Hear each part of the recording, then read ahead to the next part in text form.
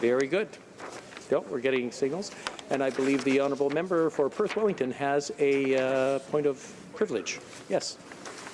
Thank you, Mr. Speaker. I'm rising today on a question of privilege following yesterday's proceedings concerning the question of privilege raised by the members for Milton and Beauce.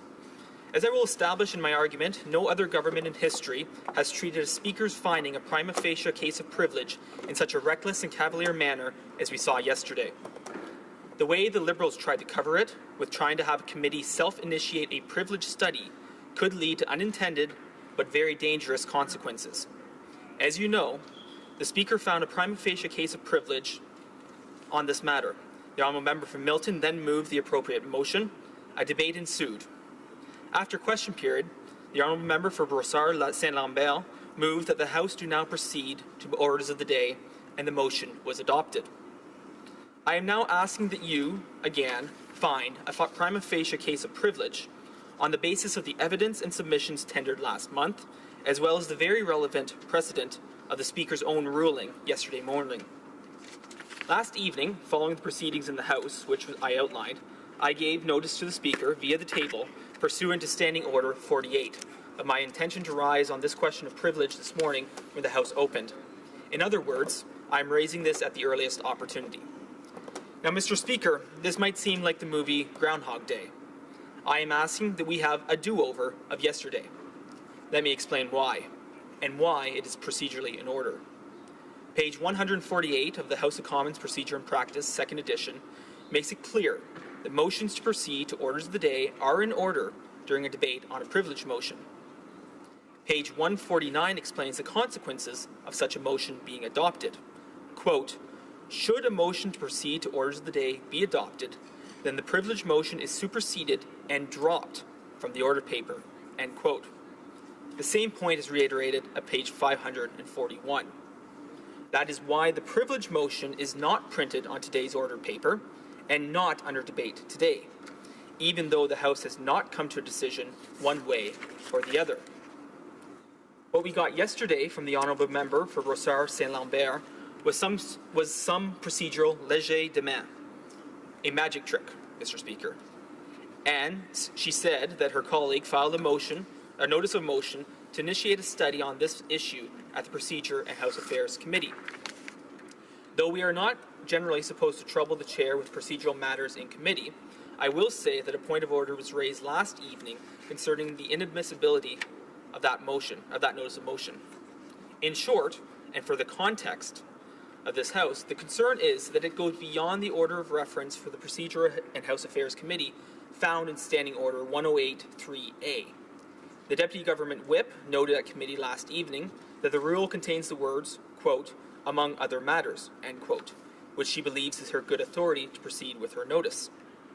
In my view, that phrase captures those things which are provided for in the standing orders, such as the automatic referral of statutory reports under Standing Order 32, such as the Chief Electoral Officer's report on the 2015 general election, and the time-sensitive review of it, which has been held hostage by the Government House Leader's discussion paper, or by an order of reference from the House, such as bills and cases of privilege. The Chair, mere moments before midnight, informed the committee that, quote, the clerk ruled them in order, end quote. Make of that what you will. On the strength of that so-called ruling, a majority at the Procedure and House Affairs Committee can now, and in the future, simply decide, any time it wishes, to study some issue and write a report leading to recommendations to find someone in contempt of Parliament, to jail people, or even to expel members. Imagine what Parliament is going to become during a minority government. As I said in my opening comments, this is an unintended but very dangerous consequence. Let me be very clear, Mr. Speaker. The Conservative Party, Her Majesty's loyal opposition, wants to see this critical issue studied by the Procedure and House Affairs Committee. Our main concern here is that the government does not disregard the rules of this place, and that we feel the need to clarify on whether the committee can deal with a privilege matter without a proper reference from the House.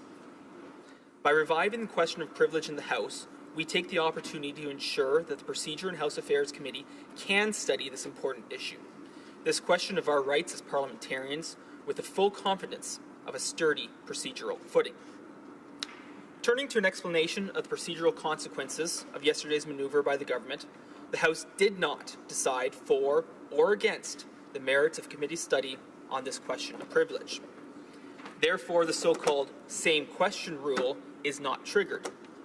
Citation 558.1 of Beauchene's Parliamentary Rules and Forms, 6th edition, reminds us, quote, "An old rule of Parliament reads that a question being once made and carried in the affirmative or negative cannot be questioned again, but must stand as the judgment of the House." End quote. In refining a prima facie case of privilege, Mr. Speaker, you would not risk contravening this ancient rule. In fact, the consequence of the motion adopted yesterday is, I would submit, to put us back to where we started. For example, if that motion was moved during a concurrence debate, it takes the actual motion debated off of the ordered paper, but any other motion on notice concerning the same report can be moved the very next day.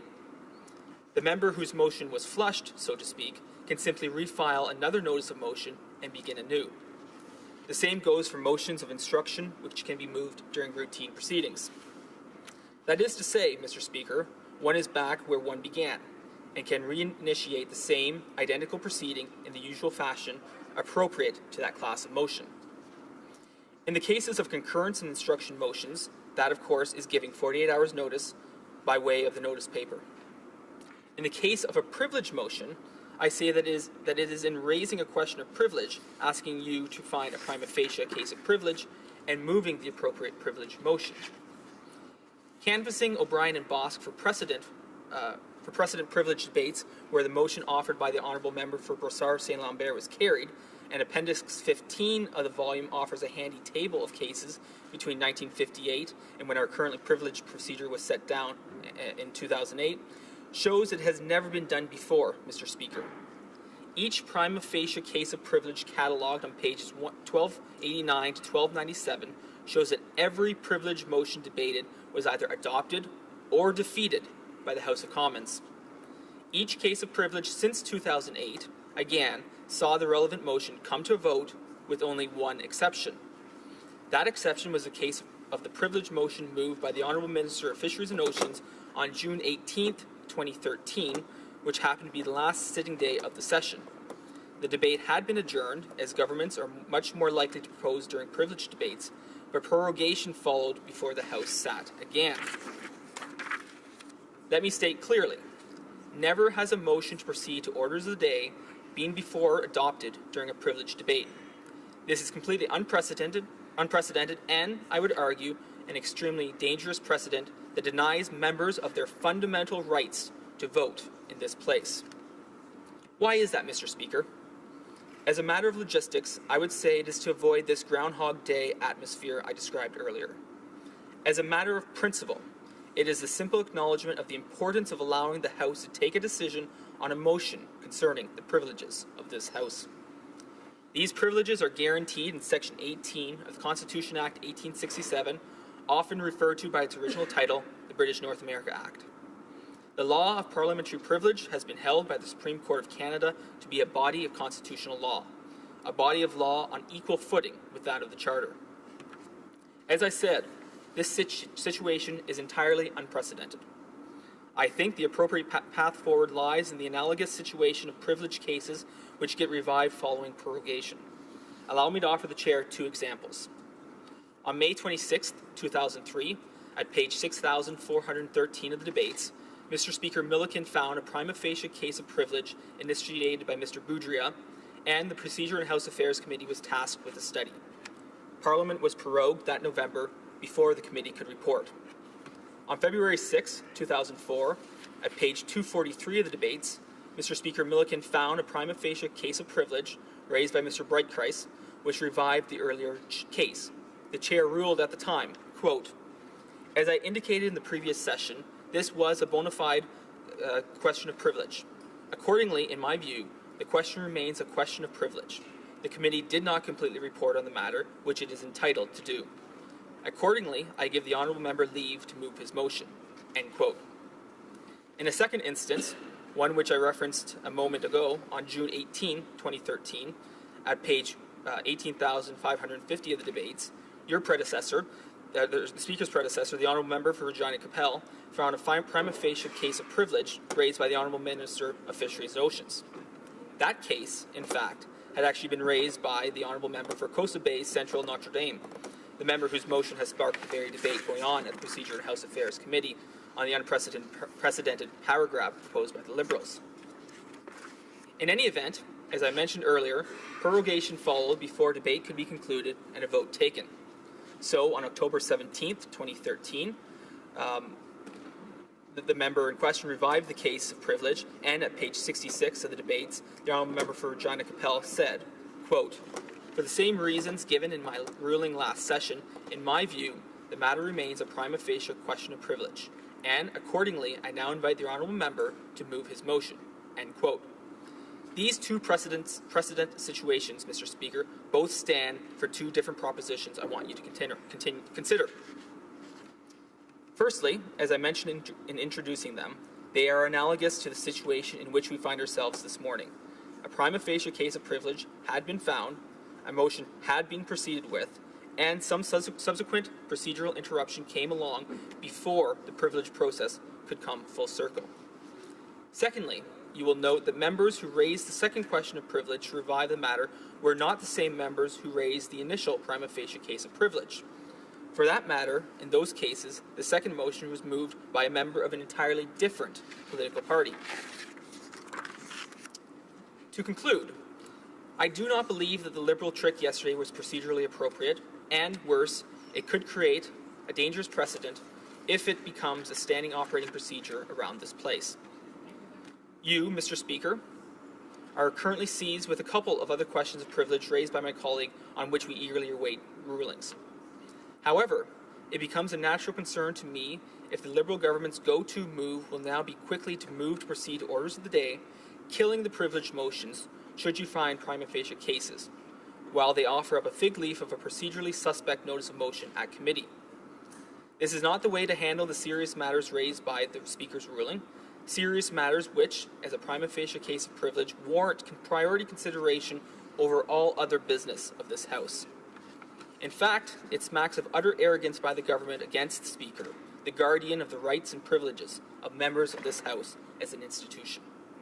No other government in history has, as I related moments earlier, treated a Speaker's finding of a prima facie case of privilege in such a reckless and cavalier manner. If you think about it, we are in an ironic situation. We debated a motion respecting two members being denied the opportunity to vote because of the issues addressed in yesterday's ruling. Then, the government resorted to a too-clever-by-half maneuver which attempted to deny all 338 members of this House the right to vote on an issue concerning our privileges as parliamentarians, which allow us to represent our constituents. This shocking development is sadly consistent with the earlier steps we saw in motion number 6 last year, and now the unilateral power grab cloaked in a pleasant-sounding label of a discussion paper. Please know that we, Her Majesty's loyal opposition, support our Speaker, and we understand the challenging role that the Chair has, and most certainly support the Speaker's first ruling. In fact, we supported it to the point of wanting it to be absolutely certain that it receives the priority it deserves at the Procedure and House Affairs Committee. Mr. Speaker, assuming your assessment has not changed since yesterday morning's ruling, I am now prepared to move the appropriate motion and vindicate the Chair's established role in deciding prima facie questions of privilege so that the House can make decisions on these serious topics. Thank you, Mr. Speaker.